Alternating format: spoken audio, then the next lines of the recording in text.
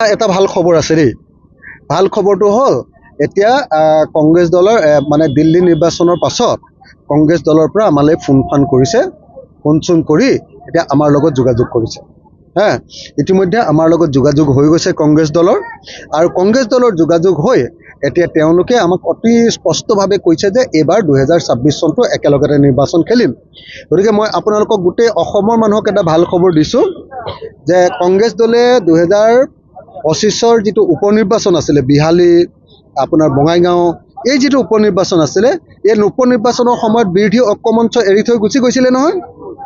এতিয়া আকৌ বিৰোধী ঐক্যমঞ্চৰ লগত কংগ্ৰেছ দলে এতিয়া কথা পতা আৰম্ভ কৰিছে।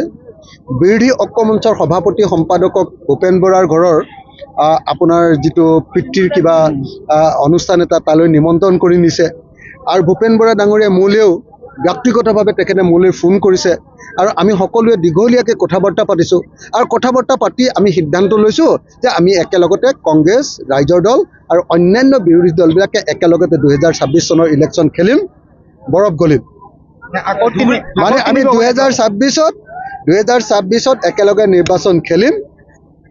এইবাৰ ভূপেন বৰাও থাকিব, গৌৰৱ গগৈও থাকিব, ৰকিবুল হুছেইনো থাকিব, প্ৰদ্যুৎ বৰদলৈও থাকিব, অখিল গগৈও থাকিব, লুৰিণজ্যোতি গগৈও থাকিব, CPMও থাকিব, চব মানুহ থাকিব একেলগতে। দৰকাৰ হ'লে এইবিলাক সংখ্যালঘুৰ সমষ্টি, গতিকে দৰকাৰ হ'লে আমি বন্ধুত্বমূলক ইলেকশ্যন খেলিম।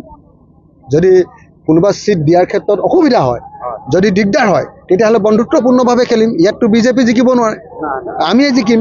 হয় ৰাইজৰ দল জিকিব, নহ'লে কংগ্ৰেছ জিকিব। গতিকে আমি ইয়াতে বন্ধুত্বপূৰ্ণ ইলেকশ্যনত অৱতীৰ্ণ হ'ম। গতিকে নিশ্চিন্ত থাকিব, এইবাৰ আমাৰ কোনো চিন্তা নাই। 2026 চনত আমি বিজেপিক হৰুৱামেই। মই আপোনালোকক সংকল্প লৈ, মই শপত লৈ আপোনালোকক কৈছোঁ, আপোনালোকৰ এই অঞ্চলৰ মুছলমান মানুহে যদি AIDFক ভোট নিদিয়ে, আমি উজনি অসমৰ মানুহেও আমি বিজেপিক ভোট নিদিওঁ।